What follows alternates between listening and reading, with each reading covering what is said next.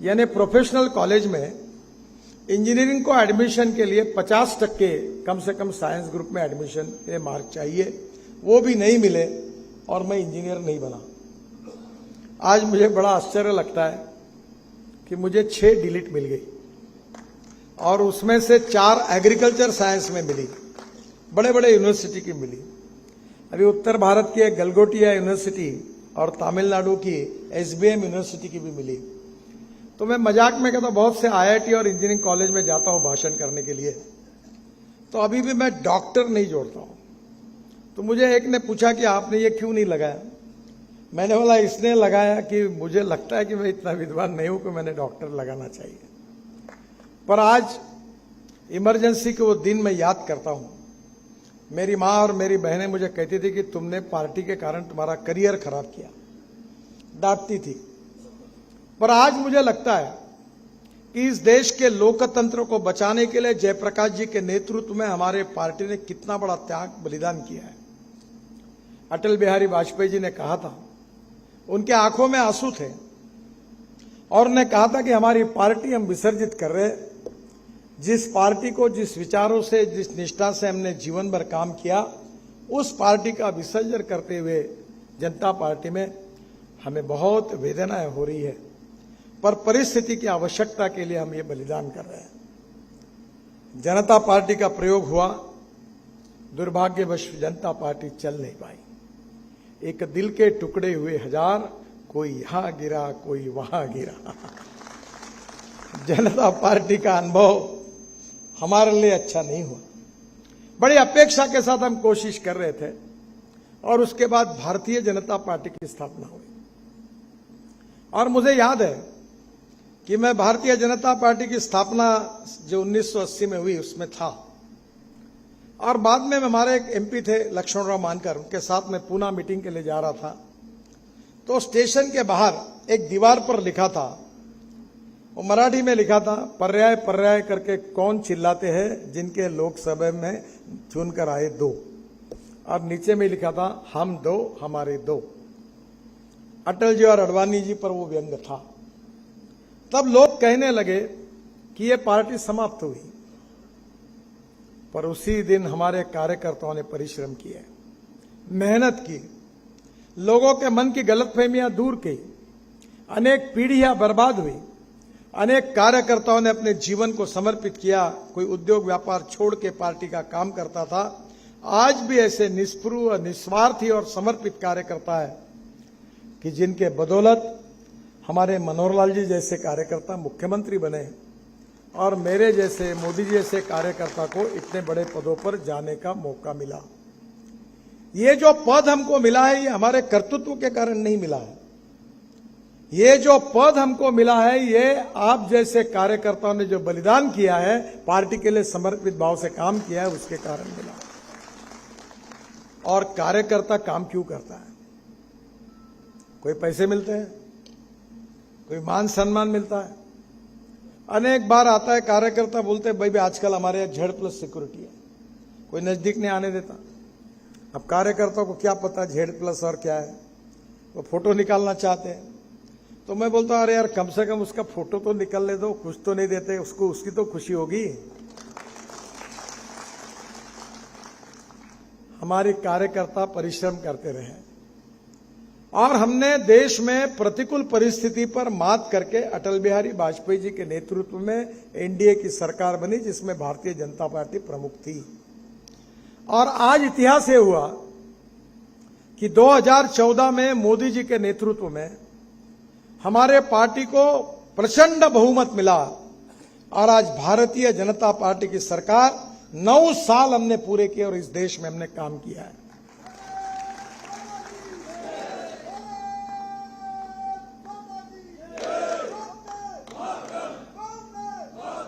हम कहते थे, जहां हुए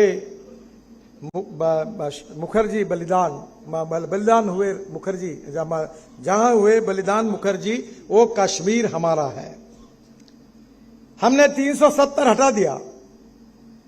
हमारे देश में राम मंदिर बनना चाहिए, इसके लिए बड़ा संघर्ष हुआ। राम जन्मभूमि के ऊपर सुप्रीम कोर्ट का निर्णय लगा और देश की अस्मिता थी। प्रभु रामचंद्र हमारे प्रेरणा के स्तोत्र थे, हमारे सांस्कृतिक विरासत के प्रमुख थे। भगवान रामचंद्र जी का भव्य मंदिर का निर्माण वो भी पूरा हुआ। मुझे याद है कि मुझे बहुत से कार्यकर्ता पूछते थे आंदोलन में कि मेरी उम्र हो गई है, क्या मेरे जीवन में मुझे राम मंदिर देखने के लिए मिलेगा? उसके लिए कितने लोगों ने कुर्बानी दी। आज राम मंदिर का भी सपना पूरा हुआ। पर केवल हम इसी पर कायम नहीं है। भारतीय जनता पार्टी का मकसद केवल राज बदलना नहीं है, समाज बदलना है, देश बदलना, ये मकसद है। हमारी विचारधारा की विशेषता है राष्ट्रवाद। हम दो चार रहे न रहे, तेरा वैभव अमर रहे मां, ये हमारा संस्कार है कि हम राष्ट्र के लिए समर्पित हैं। पहले राष्ट्र है, बाद में पार्टी है और उसके बाद में मैं हूं, ये हमारा संस्कार है। और इसलिए राष्ट्र की सर्वांगीण प्रगति, उन्नति और विकास, हिंदुस्तान एक सुपर इकोनॉमिक पावर बने, विश्व की ताकत बने, समृद्ध संपन्न शक्तिशाली हिंदुस्तान बने, भय भूख आतंक और भ्रष्टाचार से मुक्त बने, सुपर इकोनॉमिक पावर बने और पूरे विश्व की एक ताकत बने, यही हमारे दिल का सपना है। We are the fastest growing economy in the world. Modi ji कहते हैं कि हम $5 ट्रिलियन की इकोनॉमी बनेंगे, हम विश्व गुरु बनेंगे, आत्मनिर्भर भारत बनेंगे। और आज उसी राष्ट्रवाद की भावना को लेकर हमारे उद्दिष्टों को पूरा करने के लिए हमने 10 साल में रात दिन मोदी जी के नेतृत्व में और राज्य में मनोहर लाल जी के नेतृत्व में रात दिन प्रयास किया है। हमने देश की तस्वीर को बदल दिया है। आज हम 75 साल हमारे देश का अमृत महोत्सव मना रहे हैं। 10 साल अगर हमारे ये है और 4 साल अटल जी के सरकार के रहे तो 60 साल इस देश में शासन करने का मौका कांग्रेस पार्टी को मिला है। पंडित जवाहरलाल नेहरू जी से लेकर राजीव गांधी तक कांग्रेस पार्टी को दिल्ली में, राज्यों में, जिला पंचायतों में, नगर पालिकाओं में, महानगर पालिकाओं में काम करने का मौका मिला। और आज मैं आत्मविश्वास के साथ ये बता सकता हूं कि जो कांग्रेस 60 साल में नहीं कर सकी, वो भारतीय जनता पार्टी ने 9 साल में करके दिखाया है। आप कहीं भी इसका हिसाब लगाइए। आप मुझे बताइए कि नेशनल हाईवे पहले कितने थे, हम आने के बाद कितने हुए, एक्सप्रेस हाईवे कितने थे, कितने हुए। और आज हमने परिस्थिति को बदल दिया। आज मैं अपने क्षेत्र में, मैं आज 9 साल का मंत्री हुआ, 9 साल पूरे हुए। मेरे जो जो डिपार्टमेंट मुझे मिले उसमें मैंने हिसाब किया तो 50 लाख करोड़ रुपए के काम करने का मौका मुझे मिला। 50 लाख करोड़। पहले मैं कहता था, लोग बोलते थे मंत्री ऐसा ही बोलते हैं। मैं बोलता था दिल्ली से देहरादून 2 घंटे में होगा, दिल्ली से मेरठ 40 मिनट में होगा, दिल्ली से हरिद्वार 1.5 घंटे में होगा, दिल्ली से जयपुर 2.25 घंटे 2 घंटे में होगा, दिल्ली से चंडीगढ़ 2.25 घंटे में होगा। अब चंडीगढ़ से मनाली 9 घंटे लगते थे, अब दिसंबर के पहले 3 घंटे में होगा। अब दिल्ली से कटरा 6 घंटे में, अमृतसर 4 घंटे में, श्रीनगर 8 घंटे में, मुंबई से दिल्ली 12 घंटे में, 40 घंटे लगते थे, चेन्नई से बेंगलोर 2 घंटे में, और बेंगलोर से मैसूर 3 घंटे 3.5 घंटे लगते थे, अब 1.25 घंटे में हो गया। देश बदल गया। हमने कहा था गंगा यमुना को शुद्ध करेंगे।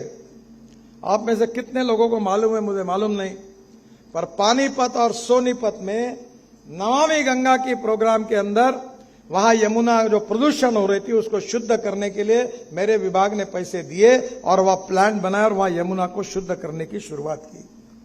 दिल्ली में 6,000 करोड़ रुपए दिए और पहली बार कुंभ में हमारे साधु सन्यासियों ने पानी पिया, पहली बार शुद्ध पानी मिला।